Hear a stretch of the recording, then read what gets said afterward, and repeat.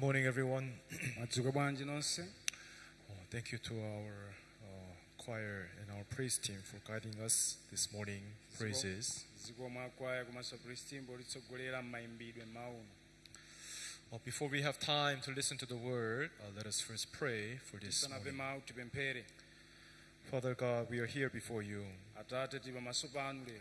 We ask you that you will guide us this time. Tipemphani mulitsogolere nthawi iyi. Especially give us the heart to listen Woposa tipatseni mtima omvetsera. and understand Kumvetsetsanso. so that we may discover the true will and the heart of God. Kuti tipeze chifuniro chanu ndi mtima wanu. To many people out there who are struggling Kwa iwo amene akuvutika because of the struggles and the troubles that is around us. ndifa cha zovuta zimene zili pakati pathu. Let these words be able to reach their hearts to comfort them, Apangeni mawu ako kuti akhoza kutonthoza mitima yawo. giving true peace, joy, and faith inside their hearts. Kuwapatsa chimwemwe choona ndi chisangalalo mkati mwa mtima And wawo. we ask that you will guide us, Tipemphani mulitsogolere and the word that you want to deliver to us, ndi mawu amene mufuna mutipatse let us treasure this in our hearts. kuti tikhoza kuwasungiza mkati mwa mtima And wathu as we give our time into your hands, pamene tipereka nthawi m'manja mwanu. we have prayed this in the name of Jesus Christ. Tipemphera izi m'dzina la Yesu. Amen. Amen. This morning, let us read from book of Hebrews chapter 10, from verse 19. Mawu uno tiwerenga Hebrew chapter 10 From verse 19. kuyambira verse 19. Hebrews chapter 10 from verse 19. Hebrew chapter 10 kuyambira verse ya 19.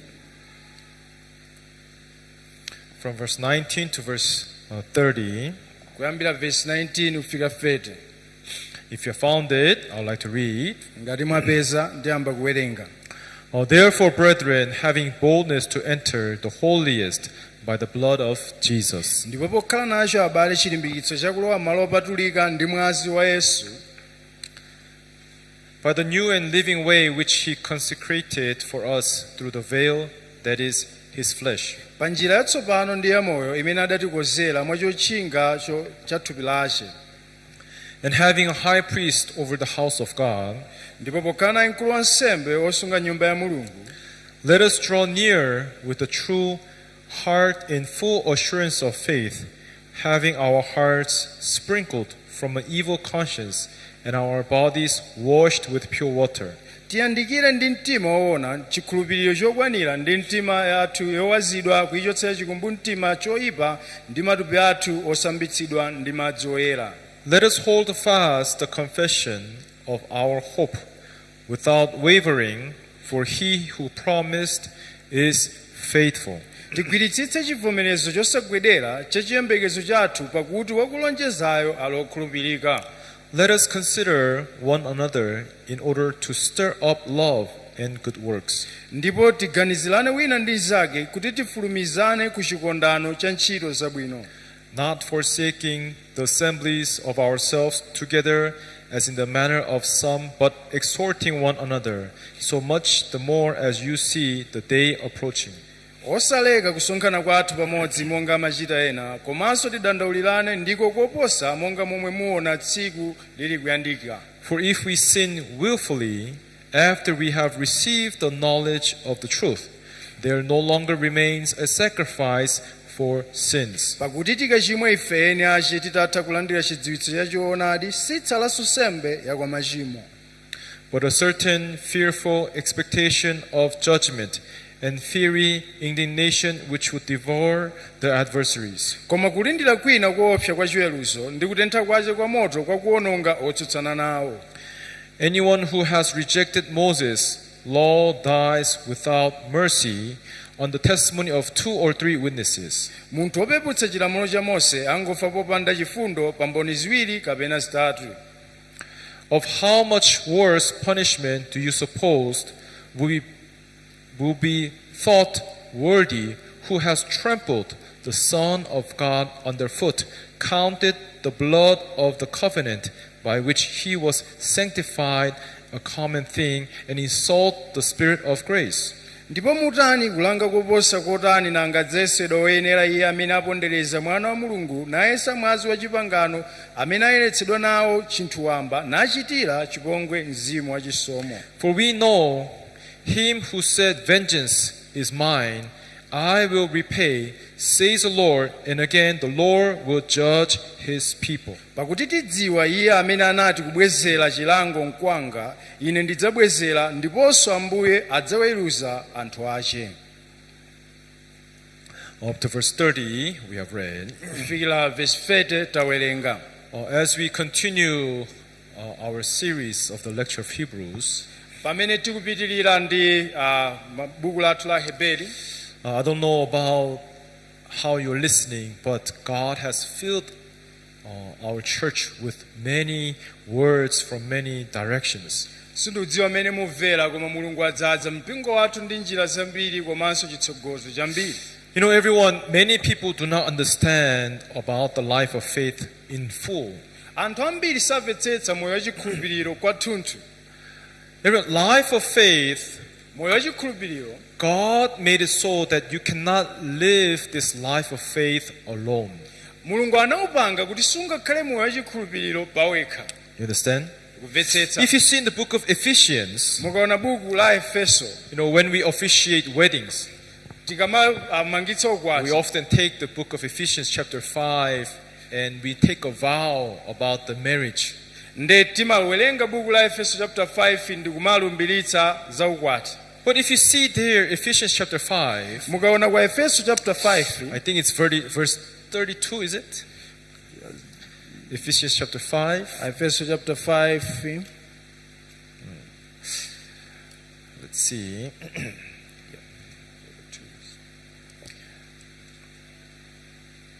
Let's see from verse 31. tiyambire verse 31.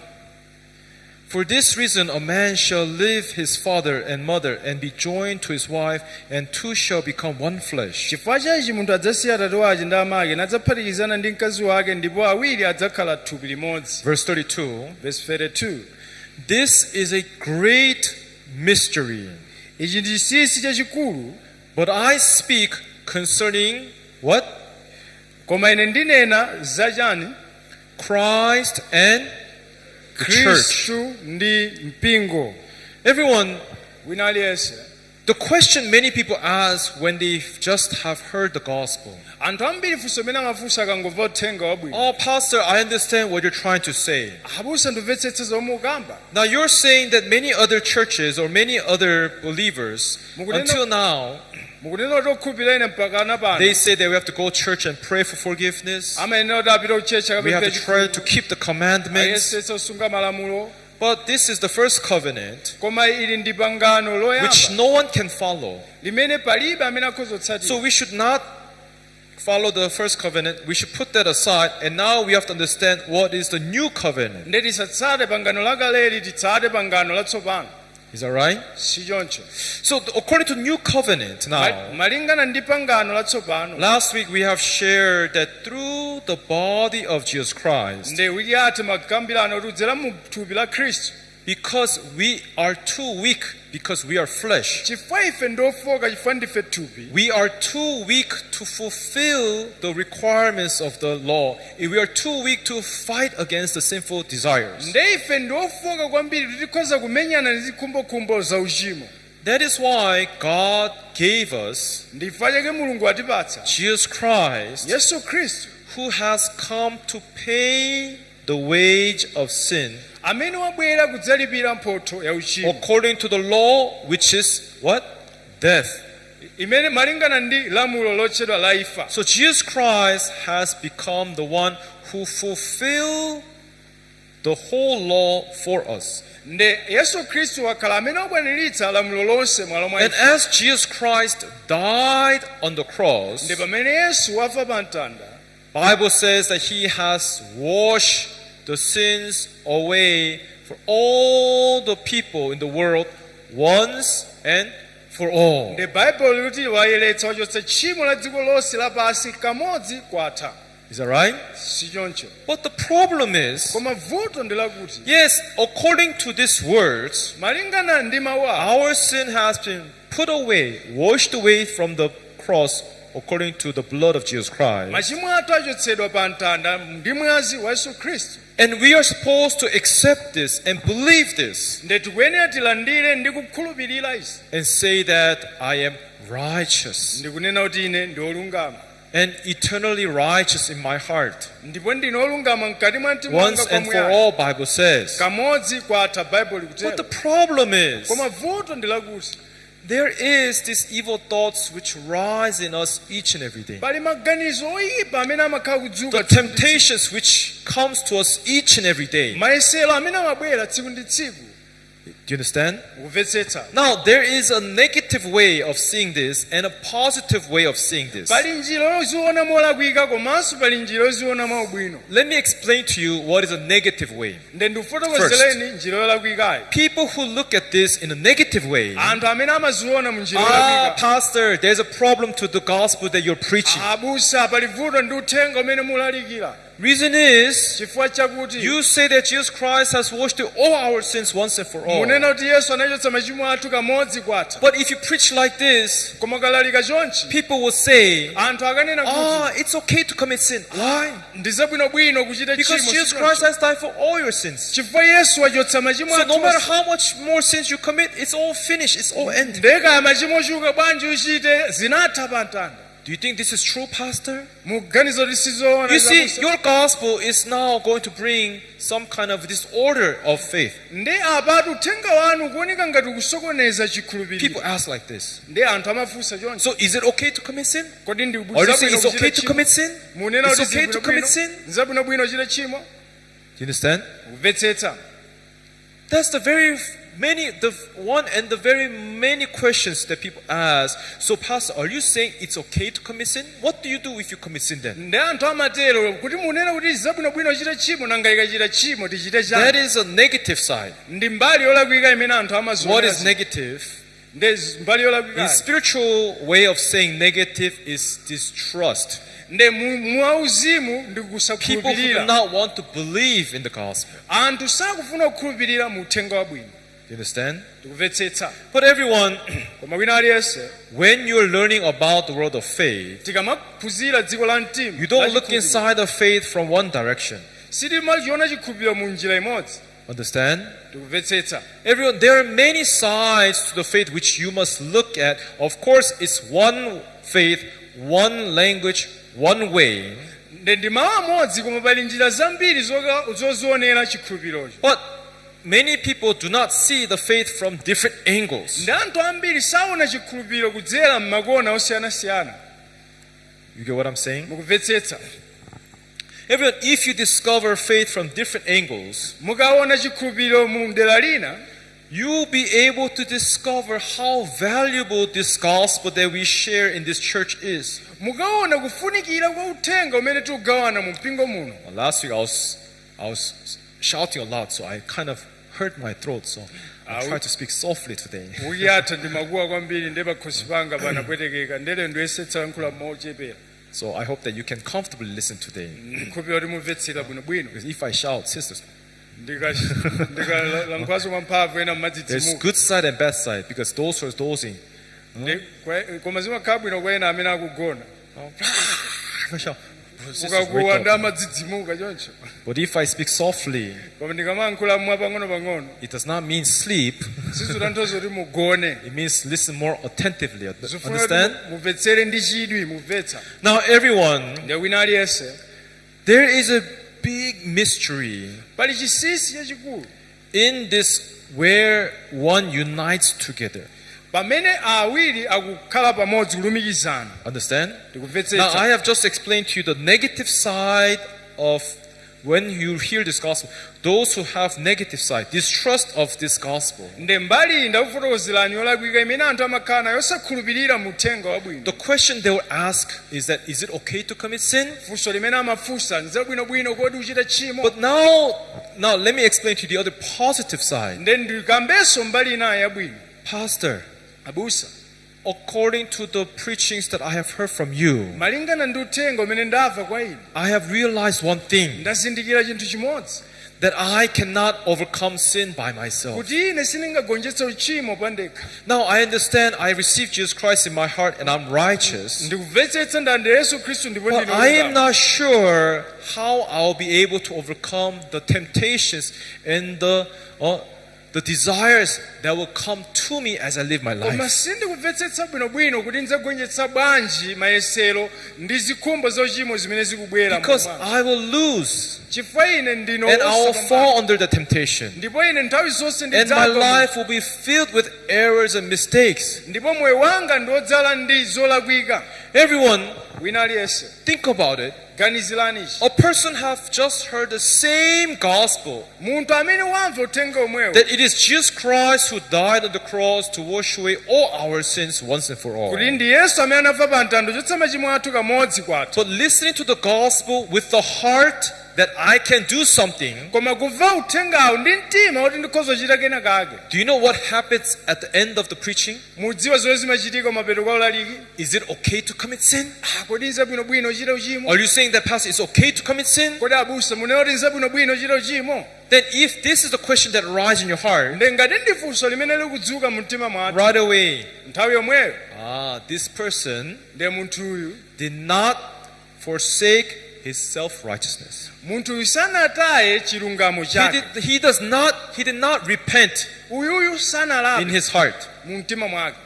Understand? Kumvetsetsa. But what you must understand, Koma chimene muyenera kumvetsetsa, if you have really repented before God, ngati inu mwalapadi pamaso pa Mulungu, I am human, ine ndine munthu, I am flesh, ndine thupi, like according to the words of Romans chapter 8 verse 7, malingana ndi Aroma 8:7, flesh cannot fulfill the works of the Spirit. thupi silingakwaniritse ntchito They are za not mzimu. subjected to fulfill the works of the Spirit. Pakuti silikhoza kukwaniritsa za mzimu. You understand? Kumvetsetsa. Nor can they be, Bible says. Ndipo sizikhoza kutero. Right?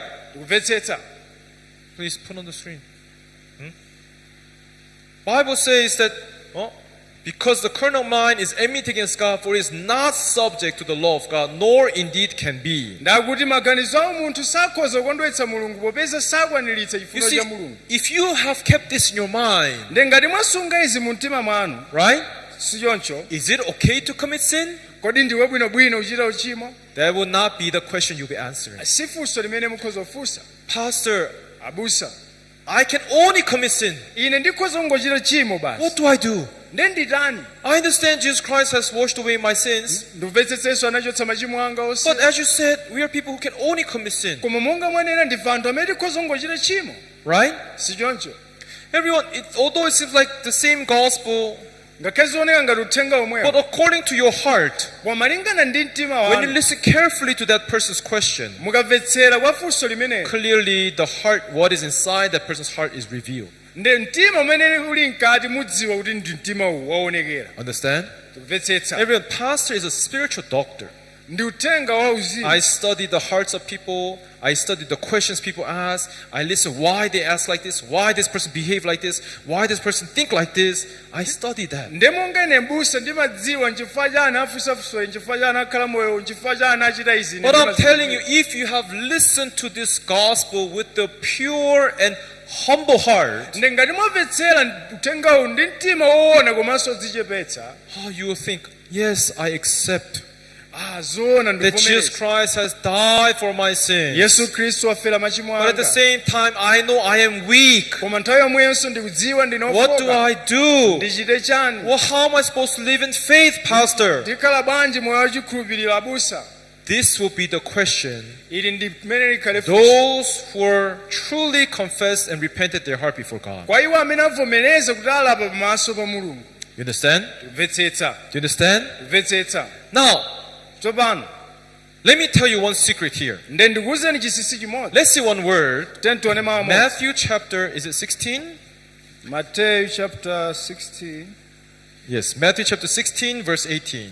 Matthew chapter 16 verse 18. Everyone, wina aliyense let's read all together. tiwerenge pamodzi.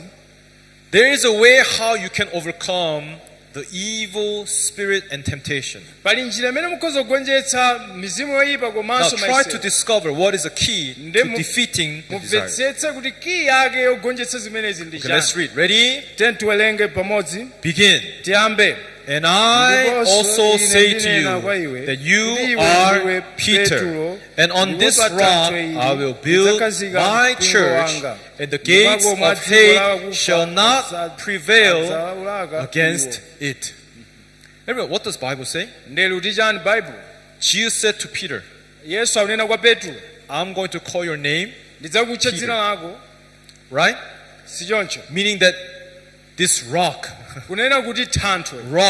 Thanthwe signifies what? kuyimira chani?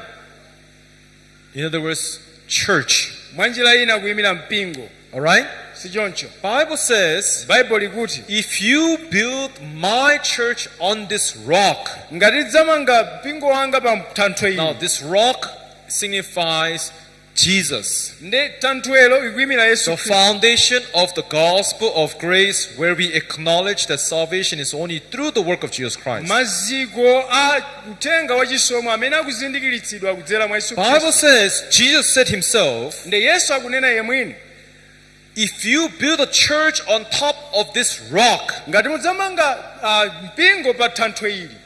understand? Kumvetsetsa, Do you understand, everyone? kumvetsetsa wanele Yesu. If you build a church on top of this rock, Ngati mudzamanga mpingo pa thanthwe ili. the gates of hate is the evil spirit, the evil Satan, the deceit, the sin, the desires, temptations. Ndakukamba za makomo a dziko la akufa kunena zokhumba zoyipa komanso Shall mayesero. not prevail against it. Silidza kugonjetsani.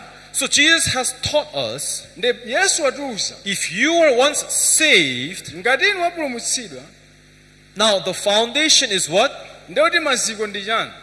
Foundation is what? Maziko ndi chani? The rock. It signifies what? Ndi thanthwe imene kuyimira ndi chani? Jesus. Yesu Khristu. Now on that, Ndi chimenechi you have to build a what? pamene papa pamene tikuyenera kumanga chani? Church. Mpingo. So in other words, Mwa njira ina with the gospel of grace, ndi uthenga and wachisomo. on top of that, you have to build a what? Ndi pamenepo tikuyenera You kumanga have to chani? establish a church. Tikuyenera kukhazikitsa mpingo. When this happens, Izi zikachitika when the gospel of grace ngati uthenga and the wachisomo church is established, ndi mpingo wakhazikitsidwa, that is when you will be able to stop. ndi pamenepo mudzakwanitsa kuletsa, The gates of hate shall not prevail against you. ndipo makomo akufa sadzaulaka. But people ask like this, Koma anthu amatero, is it okay to commit sin? kodi ni zabwinobwino uchite tchimo? What do they don't need what then?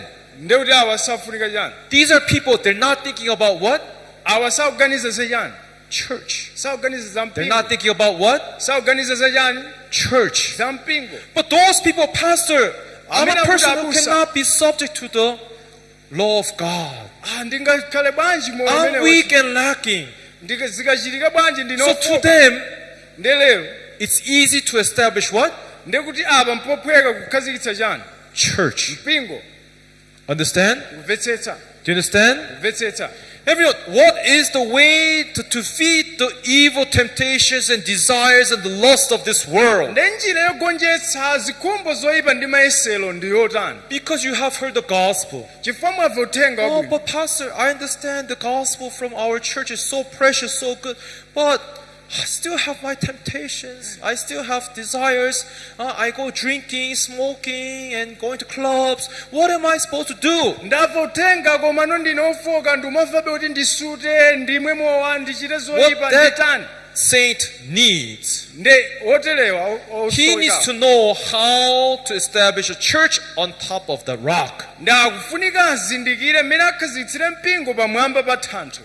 Amen. Amen. Everyone, if the church has not been established on top of the gospel, Nde ngati mpingo sunakhazikitsidwe pa uthenga wabwino, we will likely be carried away ife titusidwa in these temptations Muma and the yesero, desire zikhumbo and the zoiba. lust of this world. ndi zikumbitso zoyipa za dziko lapansi. You get what I'm saying? Tikumvetsetsa. Do you understand, everyone? Mukumvetsetsa wina aliyense. That's why everyone think about it. Ndifa chake ganizirani chake. Pastor, okay, it's fine. When Jesus Christ died on the cross and he died for our sins, washed our sins, why he left us the evil desires and temptation? Why did not wash all of them away? Ndabusa ngati Yesu anafa chifukwa cha machimo athu, chifukwa chani anatisiya mayesero zikumbitso za uchimo osangochotsa bwanji? Two things. Zinthu ziwiri. Satan would use this temptation that arise in you to tell you, you see, you have evil thoughts. You're a sinner. You're a sinner. You're a sinner. How can you say that you have no sin? Nde Satana agwiritsa ntchito zimenezi zikumbitso zathu nkunoti ndi ochimwa ndi ochimwa. How Unganene would- bwanji tu ndi olungama. How will the Spirit of God use this? Nde mmene mzimu wa Mulungu You agwiritsa see, ntchito. you're a person who can only fail. You You're can only muntu commit amene sin. ukhoza You're a person who can only fall ukhoza away, kungochimwa. go into the lust of this world. Ukhoza kungotayika mu dziko lapansi, mzimu akukamba choncho. Right? Tikumvetsetsa. That's why you need what? Ndifa chake kufunika cha. Church. Kufunika mpingo. Amen? Amen. Amen?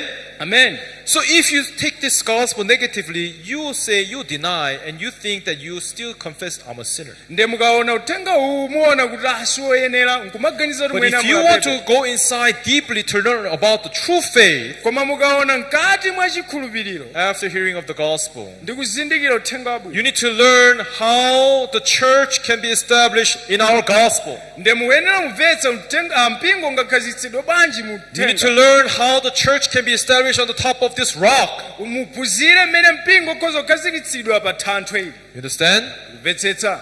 But without this church, Koma popanda mpingo, easily the saints will be carried away into temptations. mophweka kwambiri titusidwa ndi mayesero. The good thing is, Chinthu chabwino chakuti in our church, it's not just the gospel. mu mpingo wathu si uthenga chabe. We want to guide our saints into the clear faith and understanding of the true faith life, spiritual life with Christ. Tufuna titsogolera anthu olungama mu njira yoyenera ya uzimu. Gospel is just a step inside Christ Jesus. Siungolowa mkati mwa Yesu Khristu.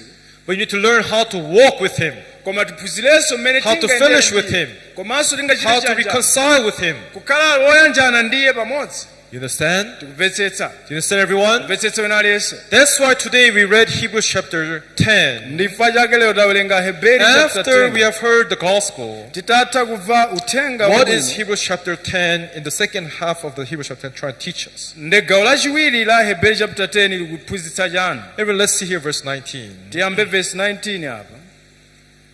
Hebrews chapter 10 verse 19 says, Hebrew chapter 10 19 ikuti. therefore, brethren. Ndipo pokhala nacho abale. Now, brethren are people who believe in this gospel and who confess, I am righteous and I have no sin in my heart. Nde otchedwa abale ndi anthu amene akhulupirira muthenga uwu komanso akuvomereza kuti ine ndilibe uchimo mkati mwanga. Everyone, do you accept that Jesus Christ has washed away all your sins in your heart? Kodi mukhulupirira kuti Yesu Khristu achotsa machimo anu onse And we m'mtima have mwanu? become righteous Ndipo inu ndinu olungama. and to be able to say that I have no sin in my heart? Ndipo mukhoza kutero kuti ndilibe chimo mkati mwa mtima wanga.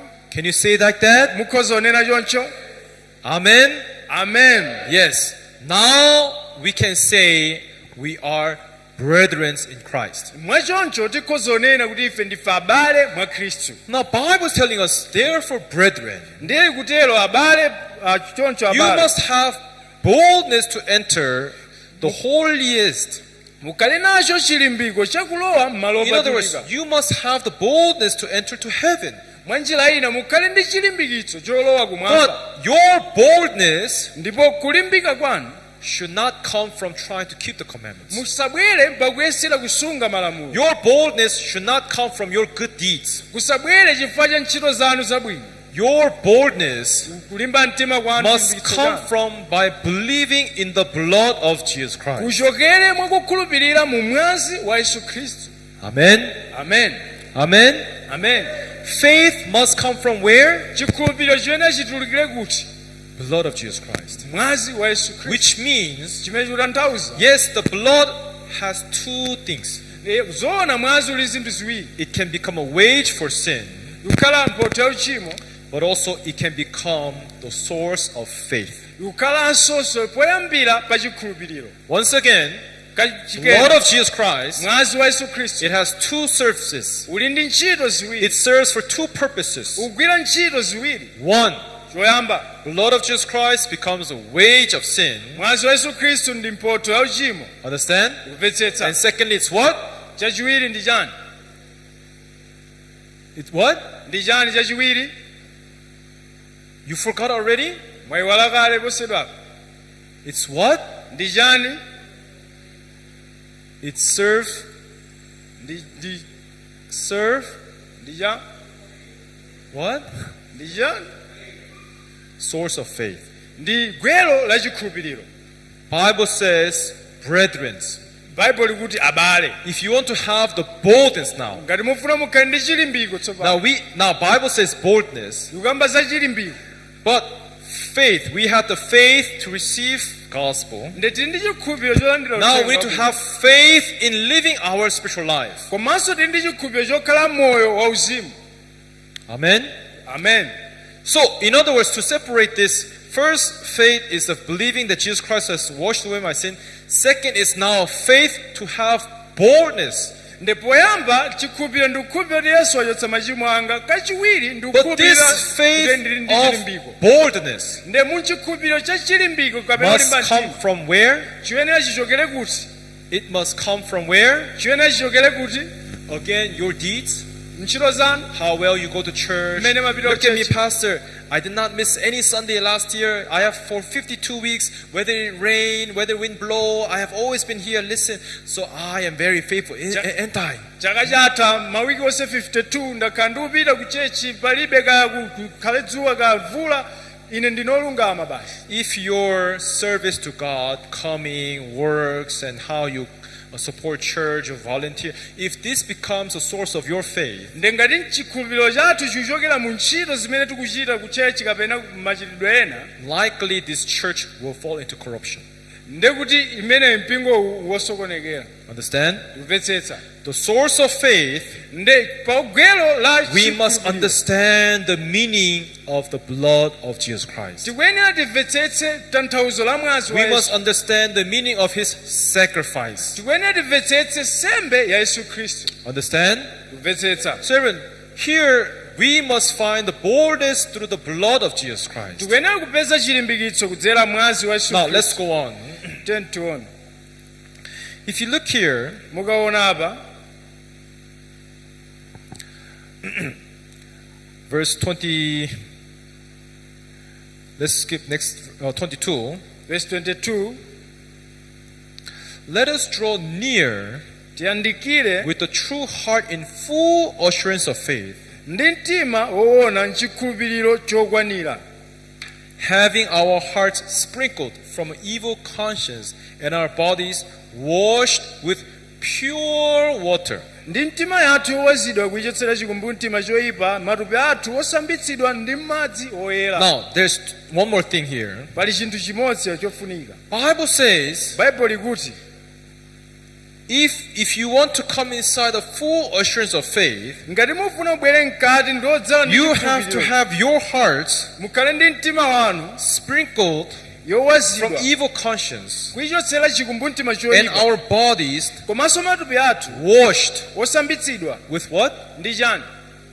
Pure water. ndi madzi oyera. Now everyone, what does this water signify in the Bible? nde madzi akuyimira chani m'Bible? Water signifies life. madzi akuyimira moyo. No living creature in this world can live without any water. nde palibe munthu amene angakhale ndi moyo popanda madzi. Even those creatures that survives in the desert, they're able to endure the heat for longer period, but it does not mean they don't need water. anthu amene akhala ku desert amatha kukhala nthawi itali, koma sizotanthauza kuti safunika madzi. Understand? tikumvetsetsa. Every living creatures, any bacteria, any form of a life form in this world needs what?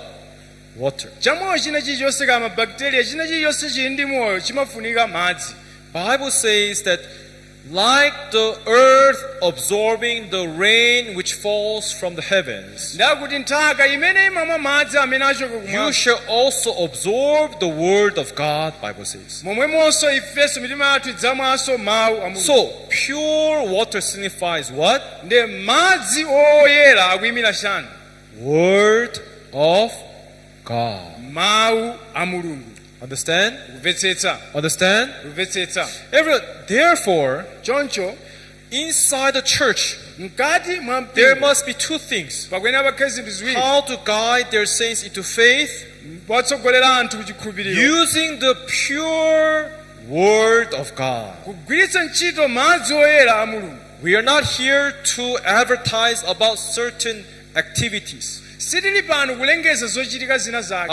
Church, everyone, let us collect some money. We want to go to some area where there's some unprivileged people, and let us help them with bread and something, and let us worship them, serve them, and this will be good worship to God. Sinkhani yoti Glory to God. ndalama tipite kudera lina, tipite kwa anthu amene ovutika, tathandiza amenepo atachita ntchito ya mulungu.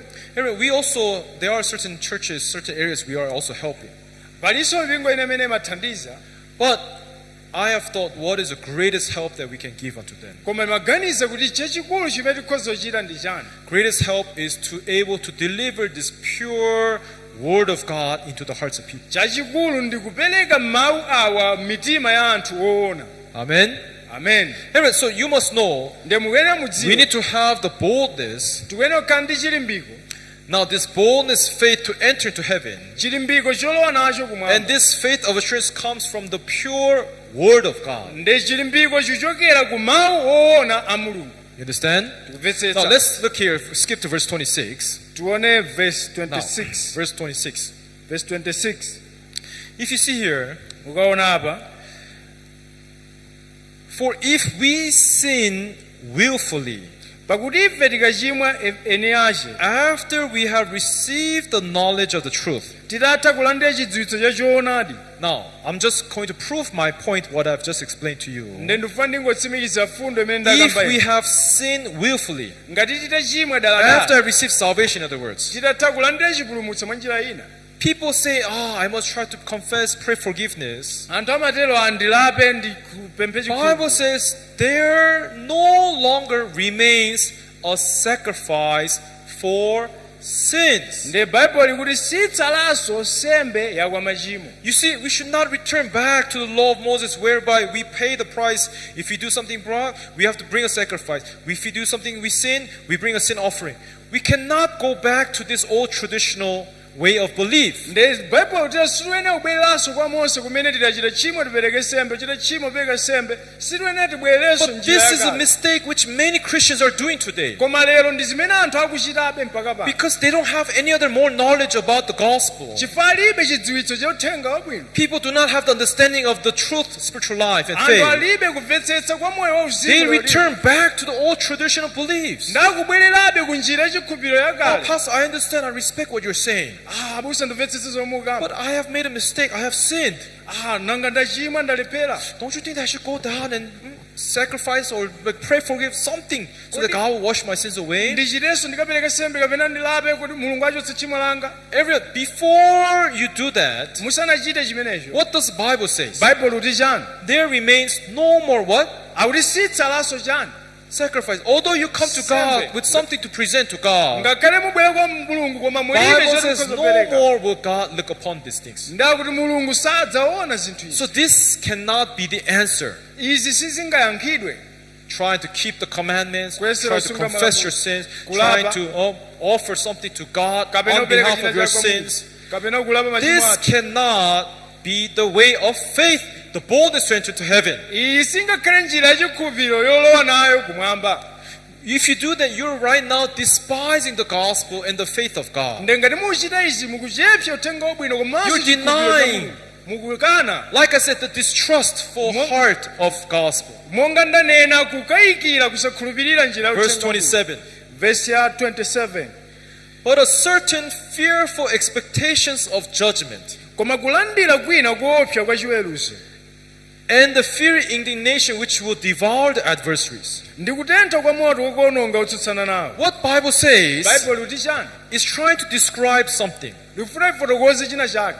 fear is something that you feel in your heart. mantha ndi chimene mmamva mkati mwa mtima wanu, Is that right? si choncho? What Bible is saying, Nde Bible iti chani? once we are saved, Pamene tapulumutsidwa, God creates a certain heart inside us Mulungu amalenga mtima wina mkati to mwathu, fear the expectations of the judgments. ndi kukhala ndi mantha pa chiyembekezo cha Even chiweruzo. though God has given me this gospel, Ngakhale Mulungu andipatsa even though uthenga, God has given me the faith, ngakhale wandipatsa the promise that chikhulupiriro, I can go to heaven, wandipatsa lonjezo opita kumwamba, yet if I waste my life going out into the world, koma ngati nditenga moyo wanga upita just dziko lapansi, drinking, uledzera, doing evil things, Kuimbira and then living a zoyipa, righteous life, kuchita zilizonse zoyipa, Bible says God would create a fearful heart inside your heart, thinking that there will be an expectation, judgments.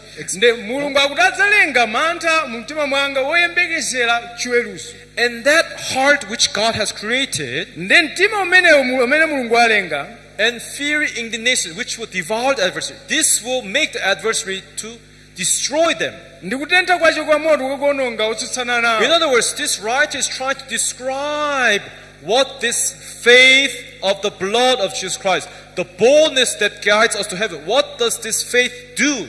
Nde wolemba akufuna fotokoze chimene chikukamba za njira yopita nayo It kumwamba creates tiwene. fear of God. Nde tikuyena tikhale ndi mantha pa Mulungu. What is wisdom? Nde imene ndi nzeru. What the Bible say? Bible iti chani? Wisdom is what? Yuti nzeru ndi chani? Fear Ndi mantha of the Lord. apa Ambuye. Right? Si choncho. Once we are saved, Pamene tapulumutsidwa, if you are a fool, being fooled by Satan, ngati inu mukunyengedwa ndi you will Satana, likely be carried away in the desires, thinking that, I'm washed, I'll go to heaven, it's okay to drink, it's okay to smoke, it's okay to do bad things. mudzatengedwa ndi zikhumbokhumbo poganiza anza bwinobwino kuledzera anza bwinobwino Not chito knowing that there is also judgment that can fall under Christians. posazindikira kuti palinso chiweruzo chimene chikudza pa okhulupirira. There's what? Pali chani? There are limited judgments that comes upon Christians everywhere. Palinso chiweruzo chimene chikudza kwa Khristu. It's not just that God has left you to do whatever you want. Sikuti Mulungu angotisiya tipange God, chilichonse. after giving salvation, He created fear in our hearts that even we who are saved have an expectation of judgments when we turn away from God. Nde Mulungu atatha kutipatsa ichi watipatsanso mantha kuti tizindikire ngati tachoka pamaso pa Mulungu pali chiweruzo.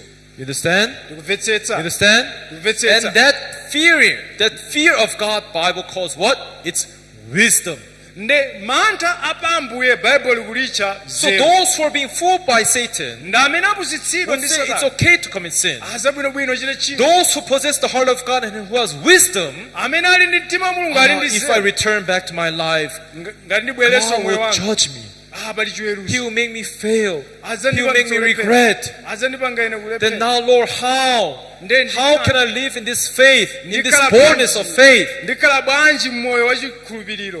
You understand? Tikumvetsetsa. Yes, that's what verse 27 is. 28. Verse 28.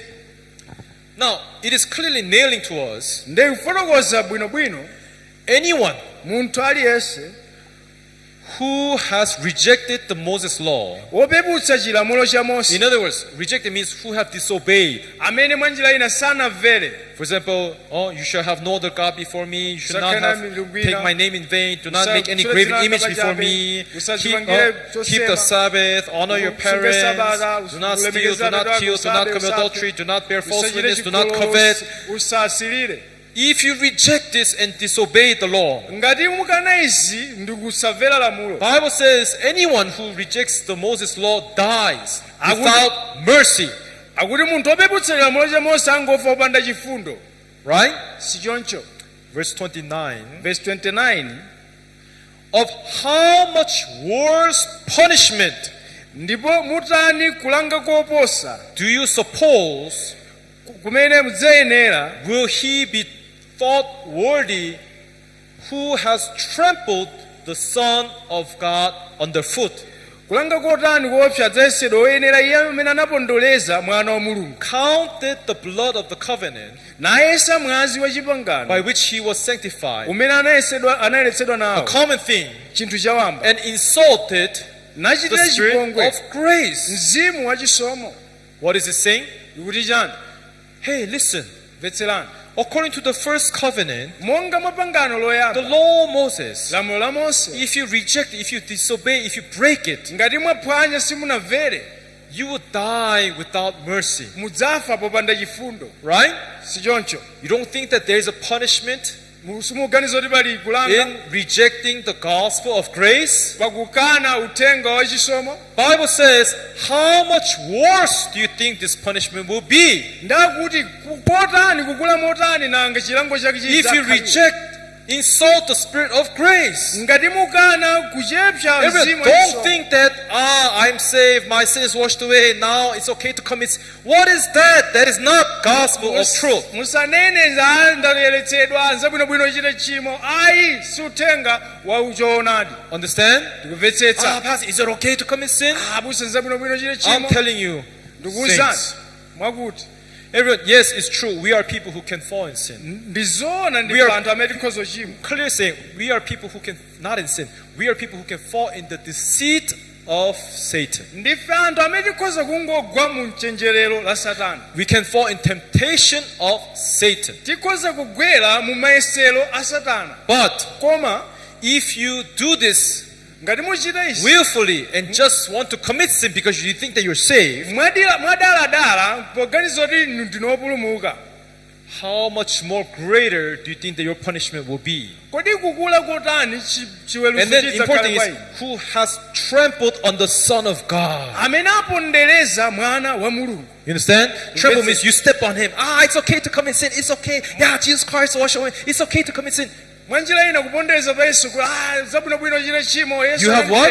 Ndoti You mwatani. have trampled on the Son of God. Ndoti mupondereza You mwana have wa Mulungu. insulted the Spirit of grace. Inu mwanyoza God of grace. mzimu wa chisomo. It's okay to commit sin. It's okay to commit sin. It's okay. Zabwinobwino chita chimo, zabwinobwino chita chimo. Understand? Tikumvetsetsa.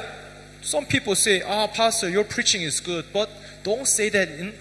Don't say that we are washed away once and for all. Nde aina matira ulalika kwanu kwabwino musanene otayeretsedwa kamodzi kwatha. Everyone, if you do not accept this gospel, Ngati simumvetsetsa uthenga uwu, I cannot help you to go inside this world of faith, the boldness faith, ngati simulandira uthenga uwu sitingakutengereni kulowa mu chilimbiko the assurance faith. mu chikhulupiriro. Understand? Tikumvetsetsa. Everyone, Wina aliyense. it's okay to commit sin. You are trampling upon Jesus right now. Pakunena kuti nzabwinobwino chita chimo, You are ndoti bringing mupondereza mwana wa insult Mulungu. to the Spirit of God of grace. Ndoti inu mukunyoza mzimu wa chisomo. You don't think that you will not be punished for that? Kodi muganiza kuti simulangidwa ifanya zimenezi? Everyone, Wina aliyense. maybe you might be saved from the curse of hellfire. Mukhoza kupulumutsidwa ku The Jahena. Bible says, surely you meet the loss. Koma akutero kuti inu mwagwa. Understand? Tumvetsetsa. Everyone, do you understand? Tumvetsetsa. Yes, there for everyone. Nde wina aliyense. Because of time. Paja nthawi. Now, who has trampled the Son of God? Amene apondereza mwana wa Mulungu. Let's see one story in the Bible. Tione nkhani imodzi m'Bible. What story is that? Nkhani yanji imeneyi? Let's see in the New Testament, Chipangano chatsopano. John chapter 13. Yohane chapter 13. This was the night before Jesus Christ was crucified on the cross. Kunali usiku mmene Yesu asanapachikidwe pa mtanda. When they were taking the last feast, the last Passover feast meal. Pamene anali ndi mgonero womaliza. And if you know the story, after they have shared the bread and the drink and the wine, Atagawana mkate ndi vinyo. verse 5. John chapter 13 verse 5. 13 verse 5. After that meal. Atatha kudya chakudya chimenechi. He is Jesus here. He poured water into the basin Anatira madzi m'masambidwe and began to wash the disciples' feet and to wipe them with a towel which he was girded. nayamba kusambitsa mapazi akuphunzira ake ndi kuwapukuta ndi chopukutira chimene In anadzimanga other nacho. words, Jesus sat down and ate together with the disciples. Nde Yesu anakhala pansi madya Of limodzi course, ndi ophunzira. traditional way of Israel is kind of lying down and eating. Nde inali chikhalidwe chawo After eating, suddenly he stood up and went out. ndi atatha kudya anadzuka And he nkumene. took a basin of water and then he put a towel on his side. Jesus came inside. Ndikutenga beseni kena nkuyika towelo And kumabwera he started to mkati. say, These are, hey, let me see your feet. Namatero ophunzira bwetsa mapazi ako. Understand? Tikumvetsetsa. I need to wash your feet. So Jesus started to wash the feet of disciples. Nde Yesu anayamba Oh, kutsuka Jesus, what are you doing? What are you doing? Ah, Yesu musatero. How are you washing my feet? Tsuka banji mapazi anga. Verse 6. Nde verse yake ya 6. Then he came to Simon Peter, and Peter said to him, Lord, are you washing my feet? Anadza momwemo Simoni Petro yeyu nanena ndi Ambuye kodi mundisambitsa mapazi ine. Remember, why Peter? Because he signifies church. Nde dzina kuti Petro likuyimira mpingo. The church that is established on top of the rock. Mpingo umene wakhazikitsidwa pa thanthwe. So a church that must be established on top of Jesus Christ and His gospel. Mpingo umene wakhazikitsidwa pa Yesu Khristu uthenga wabwino. You understand what I mean, right? Mukubvetsa zomwe Church ndikuyamba. established on top of the rock, right? Mpingo umene wakhazikitsidwa After pa thanthwe. salvation, there always must be what? Church. Atalandira chipulumutso akukhala nthawi zonse mu mpingo. You're following me, right? Munditsatira. Oh, Peter asked, Lord, what? You're going to wash my feet? Ambuye mutsuka bwanji mapazi anga. Next. Tionenso. Jesus answered and said to him, Yesu anayankha nati kwa what iye. I am doing, Chimene ndichita you iwe do not understand now, suchidziwa tsopano but you will know after this. koma udzachidziwa mtsogolo mwake. Peter said to him, you shall never wash my feet. Naye Yesu udzandisambitsa mapazi anga ku nthawi yonse. Peter just saw this like an outwardly ritual, outwardly like thing. Nde Petro amangoziona kunja basi kuti But ndikusamba. there is a spiritual message that Jesus is trying to teach the disciples right now. Pali uthenga umene Yesu afuna aphunzitse tsopano. Right? Tikubvetsa. So Peter said, no, Petro you can never wash my feet. Simudzatsuka konse You are mapazi greater anga. than me. I should wash your feet. Inu ndapa mwamba ine ndoyenera kutsukani mapazi anga. Jesus answered him, Nde Yesu anayankha. if I do not wash you, Ngati sindikusambitsa iwe, you have no part ulibe cholola ndira with me. pamodzi ndi ine.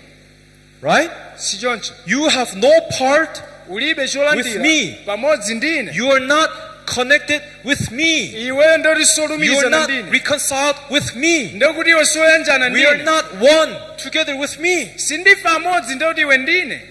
You understand? Tikubvetsetsa. Suddenly Peter was shocked. What? Ne- But I want to be with you. I want to be part of you. Petro anadabwa, ndikufuna ndikhale ndi inu, ndikufuna ndikhale mbali imodzi Next. ndi ine. Nde pena 9. 9.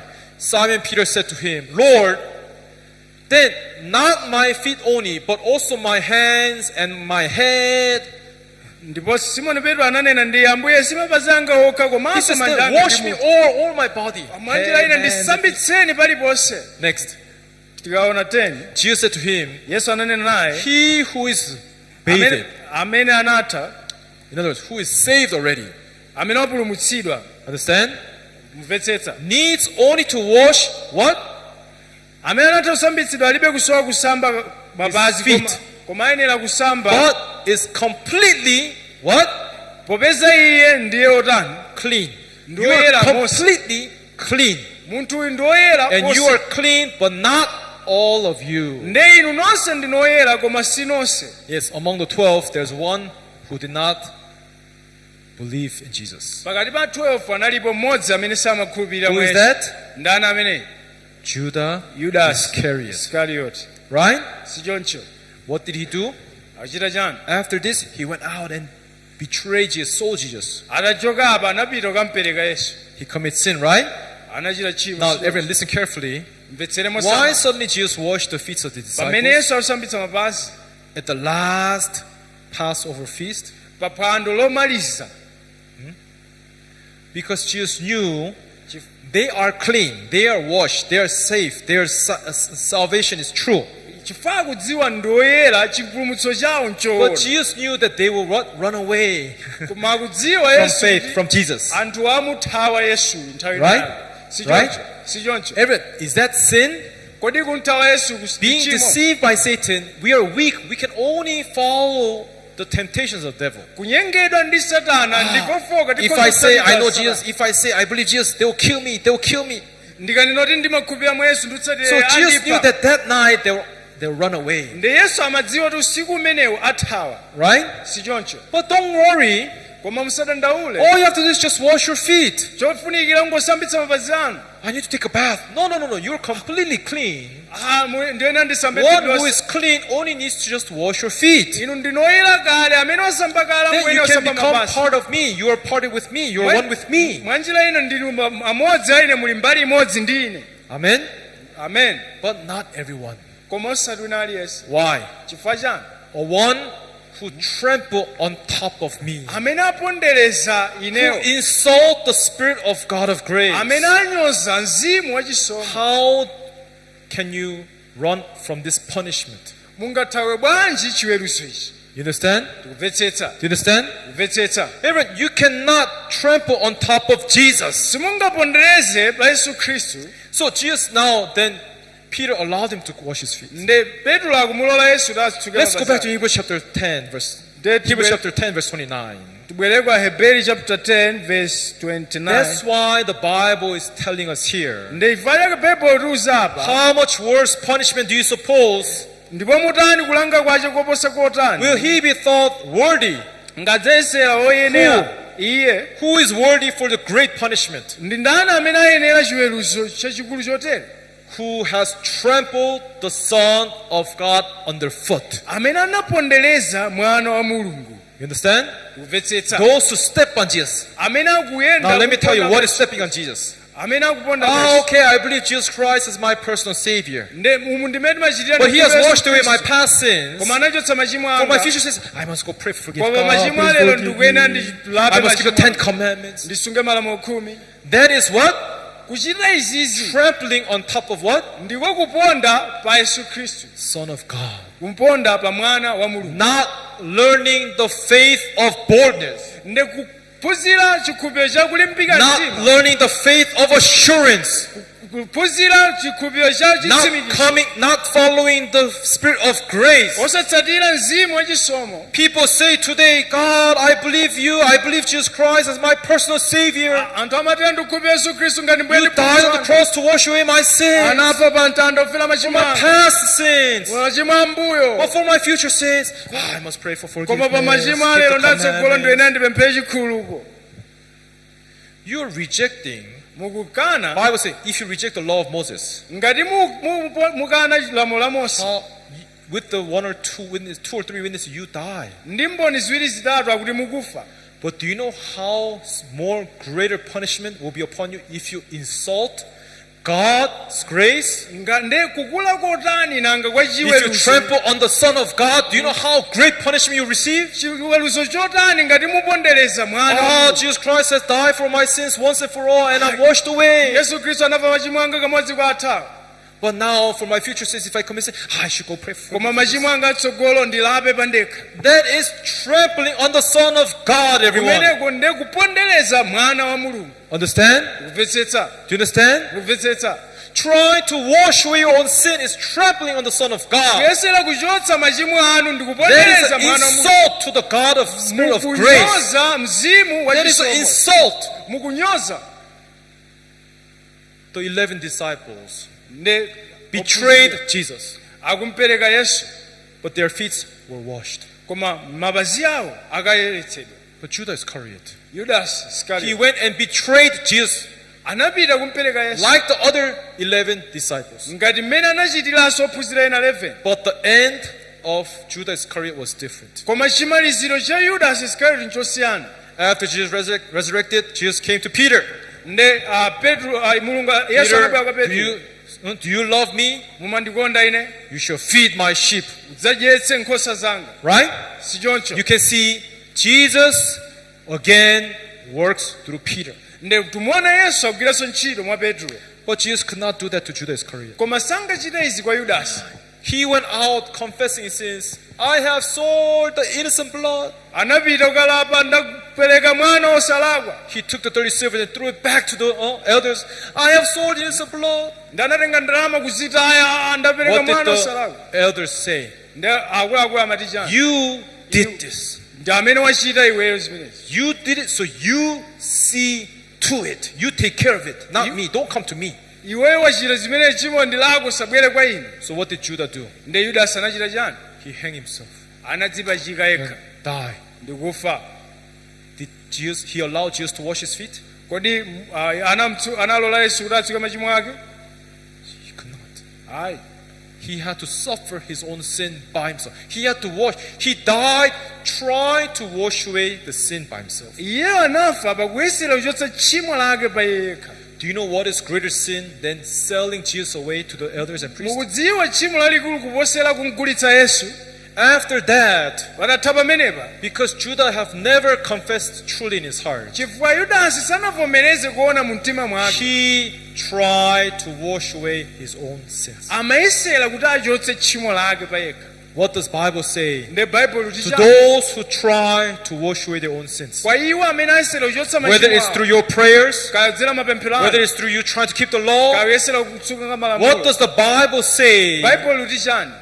If you are trying to wash away your own sins, Ngati mukuyesera kuchotsa machimo anu, Bible says you are trampling on top of Jesus Christ. You are stepping on him.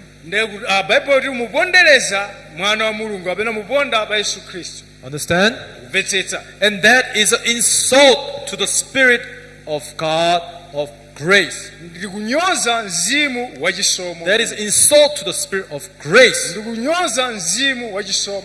Everyone, if you do not learn about this faith after salvation, Ngati simuphunzira chikhulupiriro chipatatha how the chipulumutso, church should be established on top of our salvation, mmene mpingo yenera kukhazikitsidwa you pamwamba should pa know chipulumutso. that if you just following your own thoughts, don't I have to pray forgiveness? Don't I try to keep the commandments? Ngati mungotsatira maganizo anu kuyesera kusunga malamulo, kuyesera kupemphera, You don't know how greater punishment will come upon you. simudziwa kukula kwa chiweruzo chimene chidzabwera kwa inu.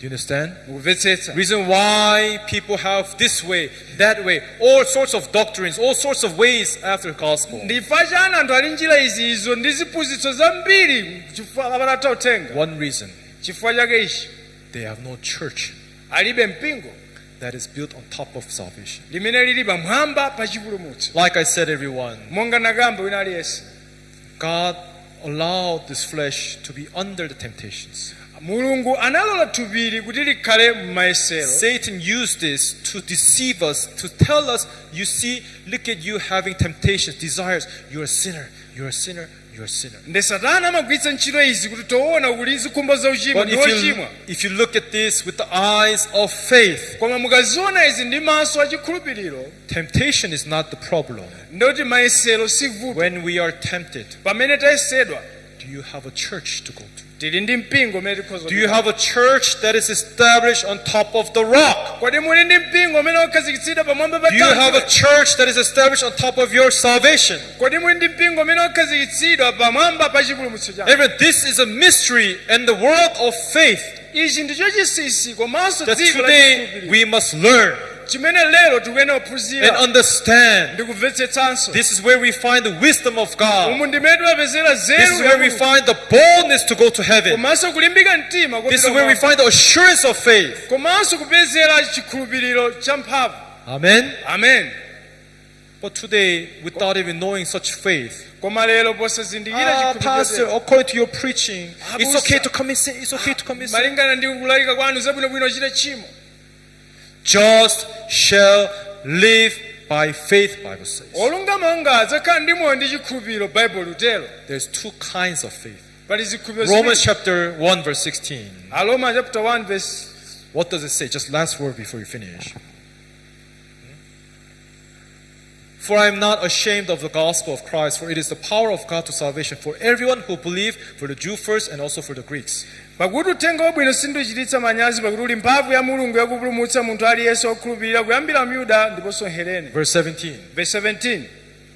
For it is a righteousness of God revealed from faith to faith. Pakuti mmenemo chionetsedwa chilungamo cha Mulungu chakuchokera ku chikhulupiriro kuloza ku chikhulupiriro. It is revealed from faith Chaonetsedwa choka to chikhulupiriro faith. kuloza ku chikhulupiriro. There's two faith here, right? Pali zikhulupiriro ziwiri.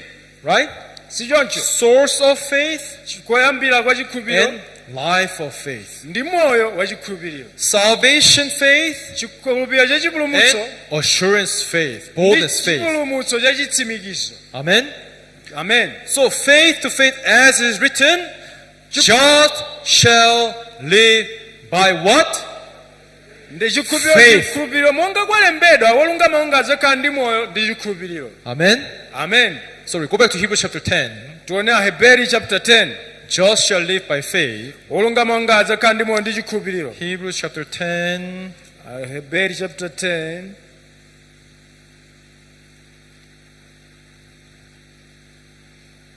Verse 38. 38. 38. Everyone, let's read all together. Ready? Then tuwerenge pamodzi 38. Begin. Tiyambe. Now Koma the wolungamangayo just shall adzakhala ndi moyo live chochokera by chikhulupiriro. faith. But if anyone Okwerera moyo wanu draws back, my alibe soul has kukondwera no pleasure naye. in him. Amen. Amen. Amen. Amen. Are you saved by faith? Kodi mwapulumutsidwa ndi chikhulupiriro? Then Choncho we must also now start the life of faith. ndi tiyenera tiyambe moyo wa chikhulupiriro. Because faith to faith. Chifukwa chikhulupiriro So kuloza if your, kuchikhulupiriro. if your salvation is by believing in that Jesus Christ has died for you on the cross, Ngati chipulumutso chanu chili nkukhulupirira mwa Yesu Khristu amene anafa pa mtanda, even the life after salvation must be established by what? By correct understanding of faith. ndengakhalenso moyo wa chikhulupiriro uyenera kukhazikitsidwa pa kumvetsetsa njira yeniyeni ya chikhulupiriro. Understand? Kumvetsetsa. And that is establish the church on top of the rock. Uku ndiye kukhazikitsa mpingo pamwamba pa thanthwe. Because of time, up to here, I'll speak. Chifukwa cha nthawi kufikira apa There's still ndilankhula. so much more. I have only finished half of what I want to say today. Nde ndangogawa theka chabe la zimene mafuna kugawana nanu. If God allows, next time we'll continue. Akatilola Mulungu nthawi ina tidzapitiriza. Let's pray. Tipemphere.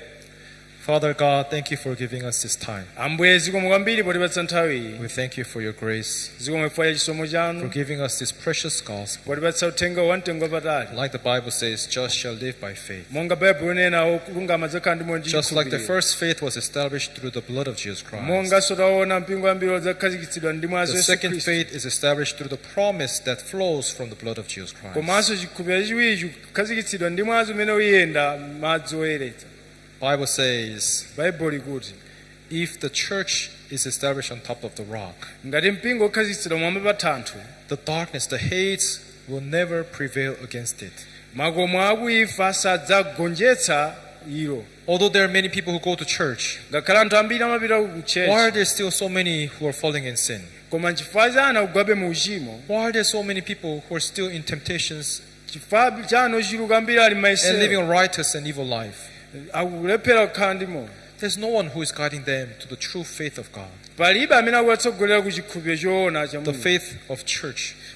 chikhulupiriro cha mpingo. Nowadays, people understand that they should believe in God, Anthu amvetsetse kuti akhoza kukhulupirira mwa but they Mulungu. do not know the importance of the church. Kuzindikira kufunikira kwa mpingo. Lord, it is a difficult time for us to gather, Nthawi zovuta zokuti but we tisonkhane. pray that we can come as one Tupemphera kuti tikhale amodzi. and to serve you, to learn this faith, Ndikutumikirani kuphunzira so that we chikhulupiriro can have not only the salvation, kuti tisakhale ndi chipulumutso chokha, but also the boldness to enter inside to the heaven. komanso olimbika mtima kulowa We kumwamba. want to learn this mystery of your church. Tifuna tiphunzire chinsinsi cha mpingo. May you guide us Titsogolereni. and give us your wisdom to us. Tipatseni nzeru kwa ife. We thank you for giving us this time. Tikuyamikani chifukwa tipatsa May your nthawi. grace and mercy be upon everyone's head here and all the people who are listening through us Chisomo cha ndi mfundo chikhale pa aliyense wa ife ndi wina aliyense amene amvetsera kwa ife. as we give our honor and glory to you. Pamene tipereka ulemerero wonse kwa inu. We pray this all in the name of Jesus Christ. Tupemphera zonsezi m'dzina la Yesu Khristu.